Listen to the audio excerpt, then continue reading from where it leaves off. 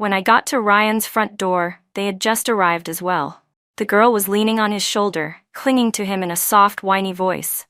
They looked incredibly close, holding each other like they couldn't bear to be apart. Noticing my gaze, the girl raised her eyebrows at me and silently mouthed, "Hair, sis-in-law," then leaned over and planted a loud kiss on Ryan's cheek. Ryan turned his head slightly away from her, looking a bit annoyed. "What are you doing?" he muttered. I looked at him and said, "Hey." As soon as he heard my voice, his whole body tensed up. He immediately shoved Emily, who had been leaning on him, off to the side and turned around stiffly. He saw me standing there with no expression on my face, watching them. Ryan's face went pale. "Ashley, why are you here? You didn't even let me come pick you up," I smiled. If I hadn't shown up, how else would I have witnessed this lovely scene? Before he could say anything, Emily poked her head out from behind him and said cheerfully, "Hi. You must be the little girlfriend Ryan's been talking about, right?" She reached out her hand. "I'm Emily, Ryan's childhood bestie and next-door girl. It's so much better to meet you in person than just hearing about you. Gotta say though, you're exactly like they described." I tilted my head slightly. "Exactly like what?" She smirked and said, "Didn't expect you to keep your man on such a short leash." "Real strict, huh?" She looked me over and added, "Got quite the serious look going on. What, never seen someone like me before? Country girl." Her voice was sugar-coated, but every word she said was laced with thorns. Ryan looked at me apologetically and frowned. Then he nudged Emily with his elbow. She stuck out her tongue, rolled her eyes at him, and said, "Geez, sorry. I'm just too used to saying whatever pops into my head. You won't hold that against me, right, sis?" She pretended to grit her teeth and lightly punched his arm. "Even your girlfriend didn't scold me, and you're being all cranky. Now that you've got a girlfriend, you're suddenly acting all distant. What happened to the days when we were like two peas in a pod?" Ryan frowned, clearly unhappy. "What the hell are you talking about? That was forever ago. Don't go saying that kind of crap in front of my girlfriend. If she gets upset, I'm not cleaning up your mess." Emily pouted, sounding a little hurt. "Wow, so now that you've got a girlfriend, you're just going to forget the friendship we've had since we were kids? Really, Ryan?" Ryan's expression softened. "Come on. It's not like that. You're my good friend. Ashley is my girlfriend. You both matter to me." Emily perked up quickly and started happily following behind us like she was coming in too. But Ryan stopped her at the door. "I already brought you back. Don't go tattling to my mom again. If there's nothing else, go home. I want to spend time with my girlfriend." Emily pouted and reluctantly stepped aside. "But I haven't even seen your mom yet. I miss her. I'm not leaving." She moved like she was about to walk in and then turned to me. "Sis, you coming in too?" I was thoroughly confused. I had no idea when I supposedly got a little sister. Besides, I'm not the type to randomly accept self-declared relatives. Just because Miss Emily lacks basic manners doesn't mean she's just being straightforward. She's thrown that word around so much it practically sounds like an insult now. And whether I forgive her or not, that's entirely up to me. Neither of them has the right to make that call on my behalf. Emily clearly hadn't expected me to be so blunt. She stammered for a long time without being able to say anything coherent. Then her eyes turned red. "Ryan, your girlfriend's being mean. I said the wrong thing, okay? I'm sorry." Ryan quickly stepped in to diffuse the tension. "Ashley, she's just dumb. She doesn't even understand what that phrase really means. She didn't mean anything by it, really. Don't take it to heart, okay?" I clenched the hem of my shirt tightly. A cold wind blew by, and I shivered from the chill. Only then did Ryan realize I was completely soaked. As he scolded me for not taking better care of myself, he gently began drying my hair, taking his time with every motion. Meanwhile, the little furball was circling around my feet. The little furball hooked its tail around the hem of my pants and purred softly. Mrs. Liu had told me that the kitten had been vomiting. I was so worried, I rushed over without bringing an umbrella. I didn't expect it to start pouring halfway through the walk. Ryan frowned. "Even if you're worried about the kitten, you can't just ignore your own health like that. What if you get sick? Why didn't you call me?" I pushed away his hand that was still blow-drying my hair and looked up at him. "Check your phone." He froze, then quickly pulled it out of his pocket. A flash of panic crossed his face. Ashley, it was on silent. I'm sorry, was it something important? I glanced at my bag, where I had stashed the diamond ring I was going to use to propose. Then I shook my head. Not really. It was just my graduation ceremony today. I wanted you to be there. Before I came back, I had already cleaned up the entire setup I had prepared. The useful stuff I gave to the dorm manager downstairs. Everything else I dumped in the trash. Ryan crouched beside me, his expression earnest. Ashley, I promise I'll never let you be unable to find me again. Oh hey, isn't this a photo from when we did the tug of war as kids? Emily suddenly appeared and threw her arms around Ryan's neck. You actually kept this? Come look. Your face looks so ridiculous. It's killing me. She yanked Ryan toward the photo, and instead of getting mad, he bent down to play along. You're one to talk. Have you seen your own expression? Looks like you were constipated. Emily pouted and retaliated by tickling Ryan under the arms. He lost his balance, and the two of them fell down together, laughing. The kitten suddenly meowed, cutting through their laughter. Ryan, as if just waking up, quickly shoved Emily off him. She stumbled into the wall and looked at him with a hurt expression. I picked up the kitten and held it in my arms.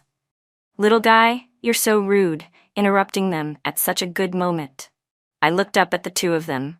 Do you want me to give you some space? Maybe bring in a bed too? Ryan's face went pale as he jumped up. Ashley, I just lost my footing. That's the only reason we fell like that. Don't think anything happened between us. Are you mad I didn't go pick you up today? Emily bit her lip, visibly angry. Ashley, why do you have to be so harsh? What, now that he has a girlfriend, he's not allowed to have friends anymore? Ryan and I grew up together, like literally ran around naked as toddlers. What's wrong with being a little close? People with dirty minds see everything as dirty. I stared at her coldly. So you were naked together as kids? Are you planning to strip now too? If you can fall into each other's arms in front of me, who knows what you'd do when I'm not around? Tears welled up in Emily's eyes. You're being outrageous. No wonder people say you're from some backwater town. You're so unsophisticated and unbearable. Someone like you doesn't deserve Ryan. I yanked her by the arm. Say that again. Ryan quickly stepped between us and forcefully separated us. That's enough, he said with a frown. Emily's right. You've gone too far. You've been hostile toward her this whole time.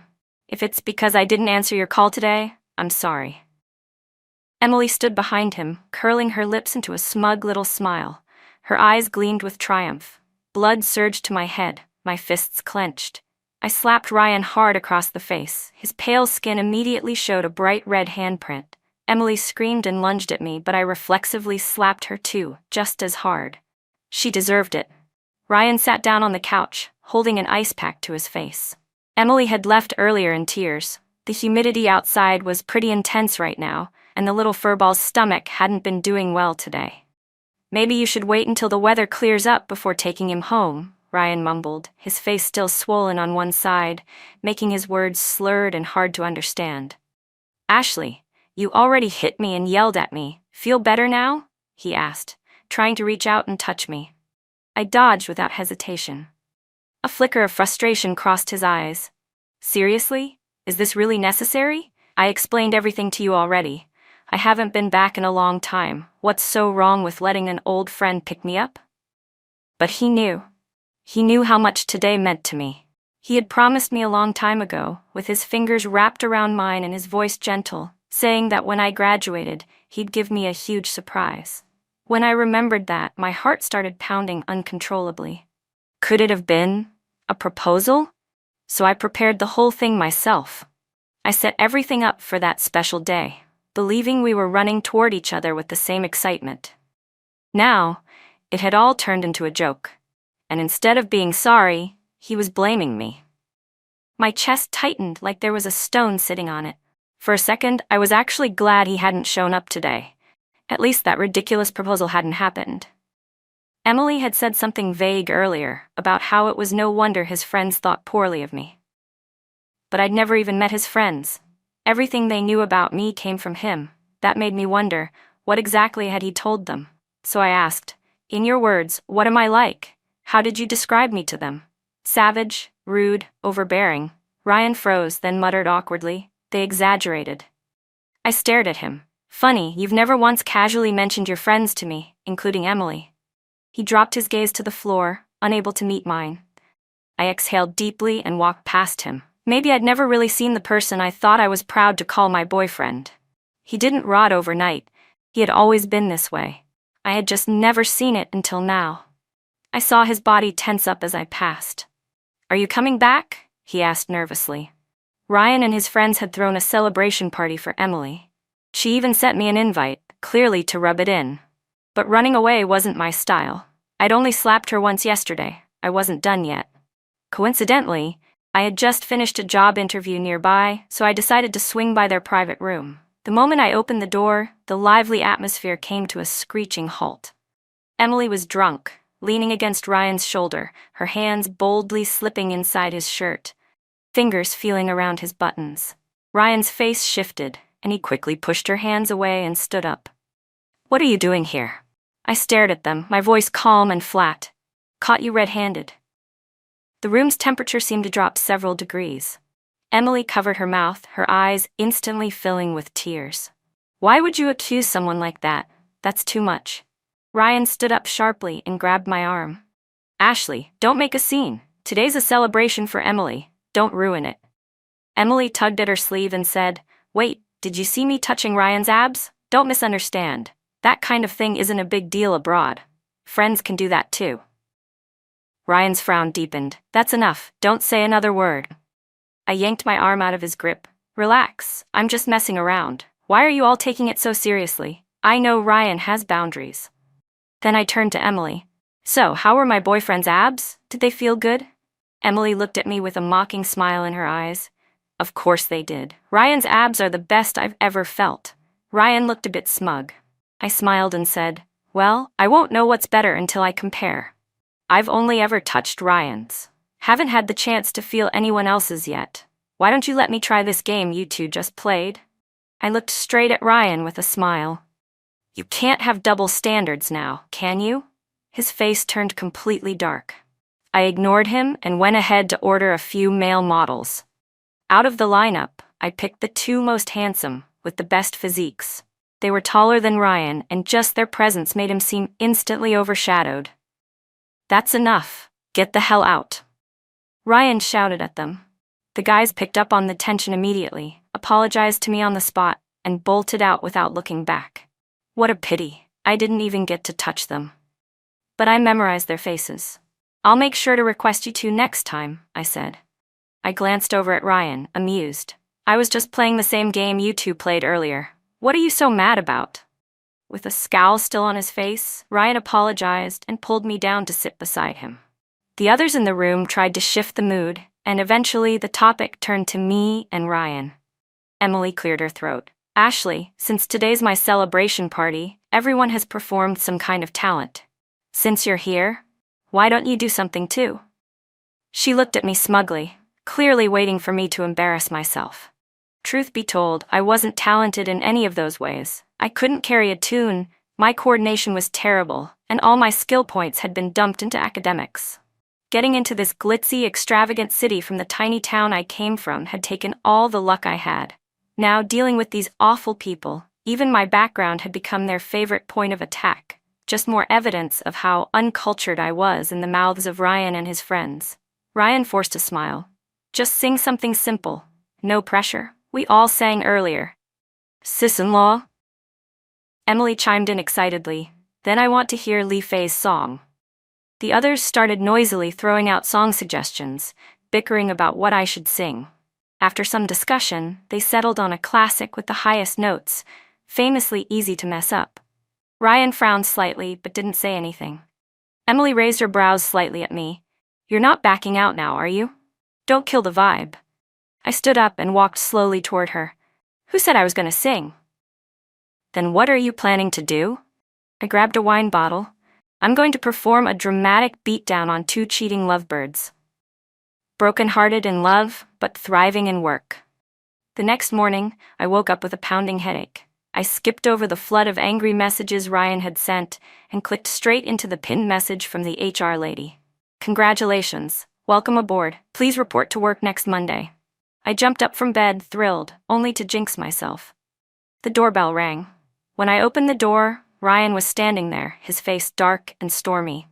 I sighed and was about to close the door, but he shoved his foot into the frame and forced his way in. He sat down on the couch, looking tired, and rubbed his temples. "You really went too far yesterday.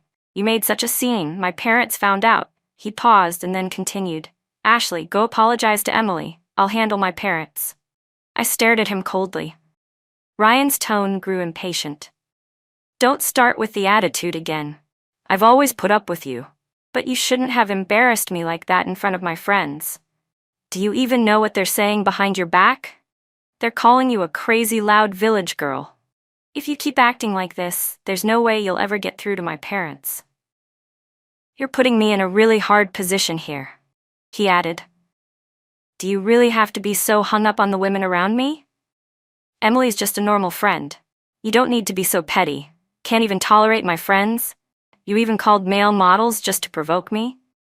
Is that really necessary?" I said, looking at the deep crease between Ryan's brows. At that moment, whatever lingering sting I'd been feeling just vanished. I grabbed him by the collar and punched him hard in the chest. "This is your idea of a normal friend? A normal friend who can lie on top of you wherever, whenever? A normal friend who sticks her hand inside your shirt to grope you? Wow, that kind of friend is really something.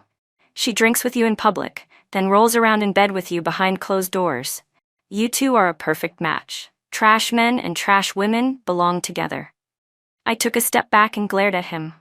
"If you like her so much, then go ahead. I hope you two get locked together for life and never crawl out to ruin other people again." Ryan's face flushed bright red. "Ashley, don't go too far. It's over, Ryan. As of right now, we're done. Stop dreaming about some fairy tale ending. You? Marry me? You're not even close to being worthy." I shoved him out of my apartment and slammed the door. Then I sat down and cried, staring blankly out the window. When I was little, I loved watching my dad teach boxing at his gym. During his downtime, he'd show me how to throw punches, guiding my small fists with his big hands. He used to say I'd grow up and carry on his legacy. My mom would always laugh and tease, "If you bulk her up like this, how's she gonna find a boyfriend one day?" But Dad disagreed. "Girls need to be strong too. Otherwise, people walk all over them." Back then, my family was happy and I had nothing to worry about. But those peaceful days didn't last long. Eventually, I was sent to live with my uncle and aunt. I was so small, always hiding in the storage room while listening to them argue, doing chores, crying silently into my pillow. The next day, I dragged my tired body and panda eyes to school alone. After so many years without my parents, and after being bullied again and again, I became a growling stray dog, baring my teeth to survive. I learned how to talk with my fists. I wiped my tears and looked toward the horizon outside the window. Look at me now, Mom and Dad. I don't let anyone bully me anymore. If they hurt me, I hit back. Your daughter's brave, isn't she? There were only a few days left before I started my new job, so I had to use this time to get everything ready for my little furball. Back in college, the campus stray cat gave birth to a litter. One of the kittens was especially weak and thin. He couldn't compete with the others for milk, and barely survived weaning. He stumbled behind the mother cat as they foraged around the school. Because he was born frail and couldn't fight off the other kittens, he often lost his food mid-bite when a stronger kitten snatched it from his mouth. Back then, Ryan and I paid special attention to him. We always brought him extra food. Still, he ended up abandoned by his mother. That night, it rained heavily. Ryan and I had just gotten back from outside when we found the kitten lying alone in the rain. The other's nest wasn't far away, but he'd been left out. When he saw us, he let out a faint meow and dropped his head back to the ground. I quickly took off my jacket, and Ryan and I rushed him to the vet. Turned out, he had FUP, a deadly feline disease. His mother must have sensed he wasn't going to make it, so she left him behind. The vet said treatment was probably hopeless. He was too young, too weak, but we didn't want to give up. We insisted they try, and miraculously, he made it. Every time we visited, he looked a little better. I'd cradle him in my arms, and his fur would cling to all my clothes. Ryan used to laugh and say, "You two look like one giant fur ball." The little guy would stick his curious head out from my arms, and I'd laugh too. "All right then, from now on, Your name is Furball. My roommate had bad allergies, so Furball stayed at Ryan's place temporarily. Thinking about how he was probably waiting for me now, I packed with even more energy. After that night, Ryan and I never contacted each other again. Then, 3 rings of Ryan's doorbell. It took a while before a delicate female voice called out from inside. Coming. I frowned. I really didn't want to see them, but today's visit was unavoidable. We don't welcome you here, Emily said, her hair messy, faint red marks still visible on her neck. She tried to shut the door, but I blocked it with my body. I didn't exactly want to be here either, but I had something I needed to take care of. Move, I said, pushing open the door and stepping inside. Emily suddenly threw herself against the door. What the hell is wrong with you barging in like that? Don't you have any manners? Hearing the commotion, Ryan rushed out from inside. When he saw me, a flash of surprise lit up his eyes, followed quickly by a forced frown. What are you doing here? If you're here to make up, you should apologize to us first. Emily gasped theatrically, drawing his attention back to her. Ryan, she hurt me. She rubbed her arm gently, her eyes slightly red. Ryan looked down and saw a faint red patch on her arm. His brows tightened, and he opened his mouth to speak, but I rolled my eyes. What could have possibly happened? There's a security camera right above you. If you're really that worried, go check the footage. Emily lowered her gaze and mumbled, I bumped into the door myself. Ryan looked away awkwardly. All right, you're here. Since Emily's right here, just apologize to her and let this all be over. I actually laughed. Do you not check your phone? Only then did he frown and take out his phone, confused. I told you last night I was coming to pick up Furball today. I raised the pet carrier in my hand. What, were you sleepwalking when you responded on WeChat? You agreed just fine last night. Now suddenly you don't know why I'm here. He carefully scrolled through our chat history, his brows furrowing deeper. I must have been drunk, I don't remember. I shoved past him. Let me remind you one more time then. Ryan, you've officially been dumped. You're done. Emily tugged at Ryan's arm. Ryan, look at her. How rude. She just barged in. But Ryan stood frozen, pale-faced, staring at me in silence. I didn't care about either of their reactions. I made my way straight upstairs. Furball had been napping in the pet room, but he perked up the moment he heard my footsteps. His ears twitched and he leapt up excitedly, purring and running toward me. I scooped him up and buried my face in his fur, inhaling deeply. He seemed a little sluggish, like he wanted to play, but couldn't muster the energy. After just a moment of movement, he slumped again. Ryan came upstairs too, smiling awkwardly as he grabbed a ball of yarn and tried to get Furball's attention. He hasn't really been that energetic since Mrs. Liu left, he said, scratching his head. But yesterday, during dinner, he kept circling me and meowing like crazy. Now that you're here, he totally ignores me. Noticing how off Furball was, I asked coldly, Did you even feed him these past 2 days? Ryan froze. His expression stiffened with guilt, but he didn't dare meet my eyes. Furball whimpered weakly in my arms. Hearing his frail voice made my chest ache, and tears welled up in my eyes. They fell silently into his fur, disappearing into the soft fluff. I shouted at Ryan, So you remembered to feed yourself, but not him? Why didn't you just starve to death instead? While you were all lovey-dovey with your new girlfriend. This is how you treated Furball? Ryan panicked. I'm sorry, it's my fault, I didn't take care of him properly. I didn't respond. I found his food and water bowls, filled them both up. Furball scarfed it all down in one go. I poured him another half bowl, and he drank a ton of water before finally slowing down. Full and finally content, he jumped onto my lap, purring loudly at me. Furball, I whispered, how about I take you home, our home? As I stepped out the door, Ryan trailed closely behind me. When I glanced back, he suddenly grabbed my hand tightly. I'm sorry. I'm sorry for everything, for you and for Furball.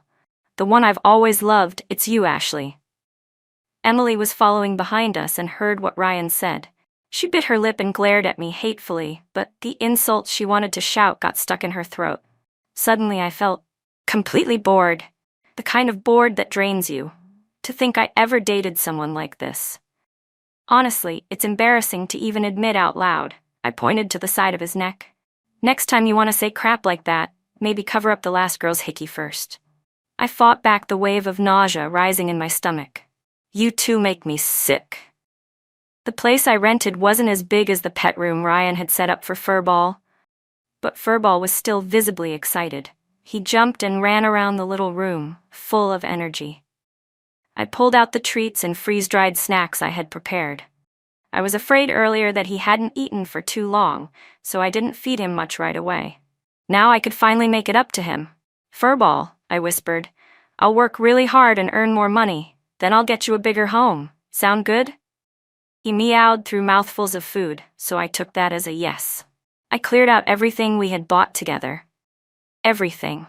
The designer handbags he gave me, most of which I hadn't even unwrapped. The brand new pair of diamond rings. I listed it all for sale on a second-hand app.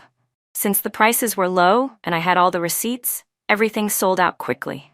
I used the money to buy Furball tons of snacks. Lately, Ryan had been having his teachers call me. Each time I blocked the number, he'd switch phones and call again. When I didn't pick up, he started texting.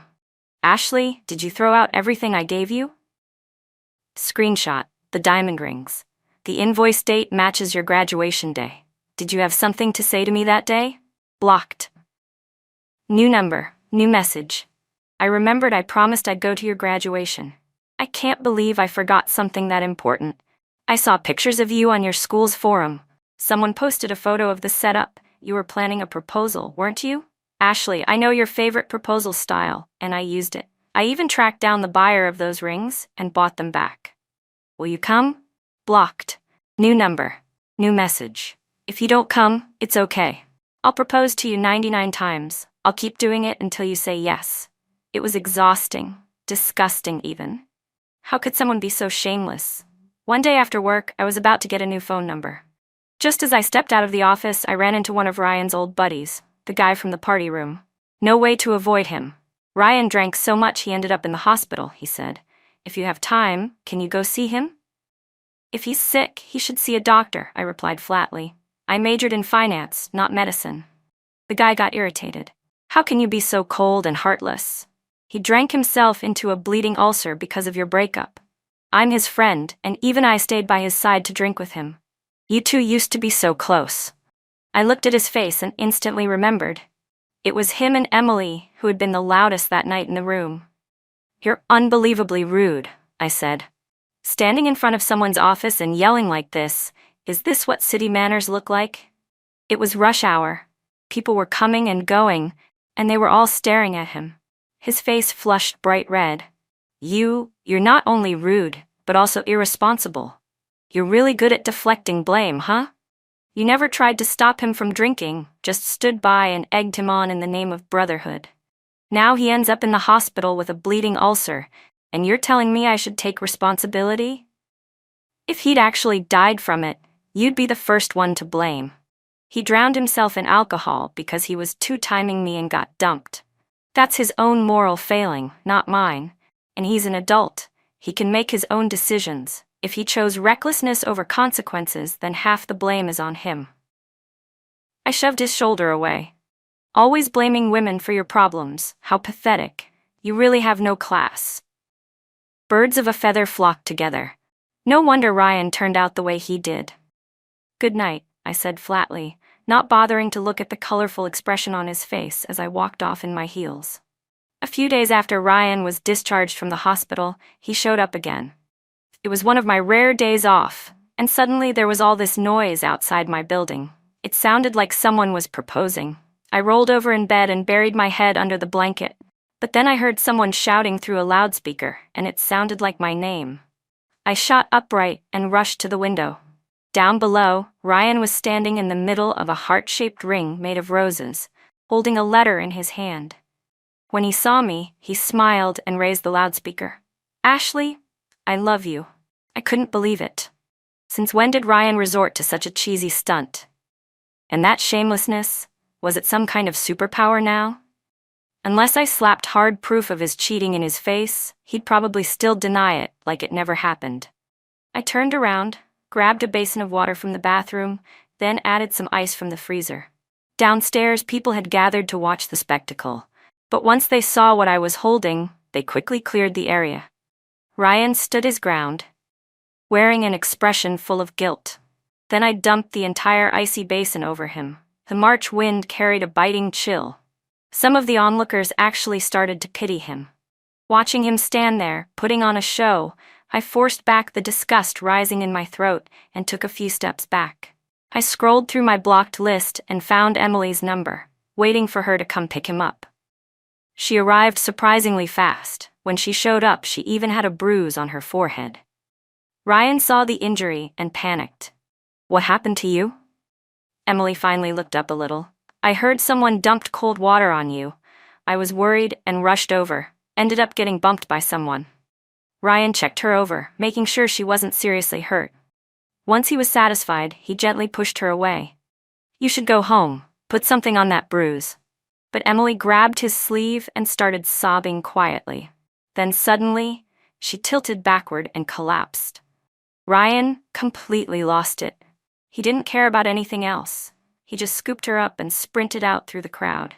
The bystanders, finally understanding what kind of drama they were witnessing, munched on sunflower seeds and cursed Ryan under their breath as he ran off. In the days that followed, I finally enjoyed some peace and quiet. From some mutual acquaintances, I heard that Ryan had recently made his relationship public with another girl from his social circle. I could guess who it was. Most likely Emily. How deeply in love he acted. Men really are better actors than women. He not only fooled everyone around him, he even fooled himself. But the only person he couldn't fool was me. If you truly love someone, how could you possibly do something that would hurt them? He could drink himself into a hospital bed over me, and still have no problem cheating. Still go off and date someone else. Still get married and start a family. I focused on doing my job well. Not once did I let their drama interfere with my goals. I had been thinking about going back to my hometown, because at a certain age, people start to miss where they came from more than they expected. This city was prosperous and tolerant, but I still felt like there was some invisible wall between us. Our company was planning to expand to new regions, and I submitted a request for reassignment. When I told Ms. Zhao, she was stunned. "That area hasn't even developed yet. Are you sure? You don't know if it'll be a promotion or a dead end?" I looked her in the eye. "You know me, ma'am. The one thing I never fear is where I'm posted. Give me a chance, and I'll give it everything I've got to climb." She smiled and patted my shoulder. "Young people like you, you've got fire. That's what it takes." And just like that, I brought Furball with me and returned to South City, the place I hadn't seen in years. Back in middle school, I was sent away to live with my uncle and aunt. Since then, it had been over a decade since I returned. The first thing I did when my plane landed was visit several real estate developments. I had once promised Furball I'd get him a big home, and now I could finally make that happen. The new regional branch was already established. Mr. Lee added me to the leadership group chat, which meant I was officially reintegrated into the city where I was born and raised. I didn't expect to see Ryan again here. Who would have thought? He already had a wife and kid, yet he was still hung up on his ex.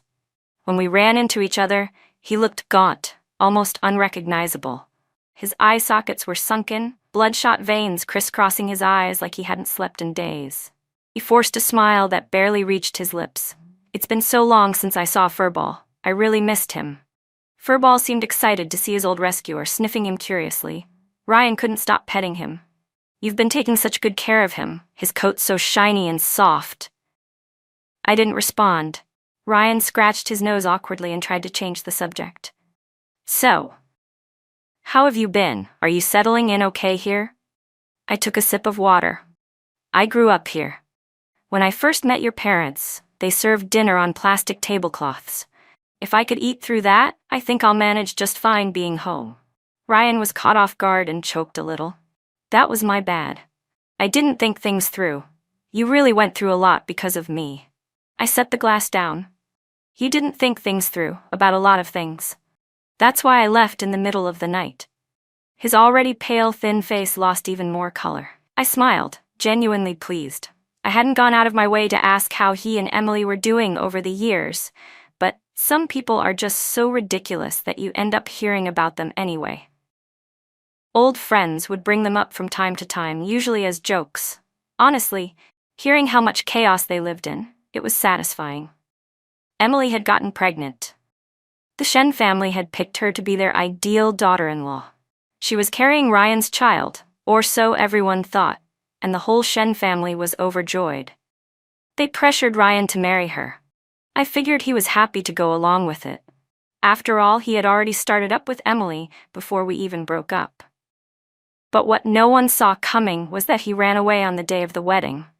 That totally shattered whatever impression I still had of him.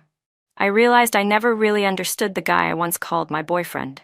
At the wedding, the groom disappeared, leaving the bride alone to face all the guests. Emily managed to hold it together, but honestly, if she could knowingly play the other woman out of love, there was probably nothing she couldn't stomach. Then came the real shocker. One time, the child got sick and had to be hospitalized. Ryan went with them. That's when he found out the child wasn't even his. Ryan has type AB blood. The kid's blood type? O. The law may not hold him accountable, but if he just paid a little more attention to the child, he wouldn't have been fooled for so long. After that, Ryan completely broke down. It wasn't until one evening, when we were celebrating the branch's record-breaking quarter, that I saw him again. I'd had a few drinks and was a bit lightheaded. As I walked past the complex, a dark figure suddenly darted out.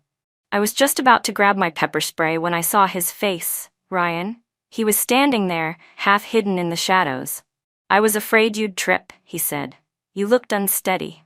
"You should focus on keeping yourself together," I replied. The new intern assigned under me happened to live across the hall. Ryan's face turned red with anger. "Let go of his hand. Who gave you permission to touch him?" I leaned into the intern's chest. "And if I don't? Got a problem with that?" Ryan's face went white. "You're only with him to get back at me, aren't you? You don't have to be so spiteful." I took the intern's hand and walked him right up to Ryan. "We're already living together. Why would I need to lie to you?" Ryan stumbled back a few steps like he'd just been punched, then slowly melted into the shadows. I frowned and wiped off the fabric where Ryan had touched. What a shame, this was a brand new coat. Now I'd probably have to toss it. Just being in the same space as him made my skin crawl. I took the intern's hand and started walking back. He said with a serious tone, "I heard we're living together now?" "We live across the hall." "That still counts, doesn't it?" Ryan had been secretly following me for several days. I ended up having to call the police, but without hard evidence, there wasn't much they could do. Since that didn't work, I decided to call Emily. She showed up in a hurry, worn out and disheveled. We met at a nearby cafe. She stared at me, her expression grim. "Feeling pretty smug, aren't you?" I tilted my head. "What exactly do you think I'm smug about?" She didn't answer. "Well, if you're talking about career and money, then yeah, I'd say I have every right to be proud. And if you think I'm gloating over a man, that's not wrong either." I pulled out my phone and showed her a photo of my boyfriend, 6'2", 8-pack abs, young, handsome, and emotionally mature. Men, at best, are just the cherry on top. Emily's face turned an ugly shade of red. She slammed the table and stormed out. But not before paying the check for both of us, probably just to save face. I already knew her family had gone bankrupt. After Ryan found out he'd been cheated on, he cut off her living expenses entirely. I picked up my coffee and took a slow sip. Then I heard Ryan refused to leave, and Emily pulled the ultimate stunt. She attempted suicide. Jumped right into the artificial lake at the park. Of course, she was fished out by bystanders almost immediately. The whole thing turned into a public scene. Both of them were taken in for emotional safety education, as the authorities called it. Maybe out of sheer embarrassment, Ryan went home with her after that. But once he got back, he started talking to lawyers about filing for divorce. Emily was completely dependent on him now. She'd never let go willingly. Those two were just getting started. Meanwhile, the younger guy next to me wrapped his arm tighter around my waist. "You're so distracted. Looks like I haven't been working hard enough."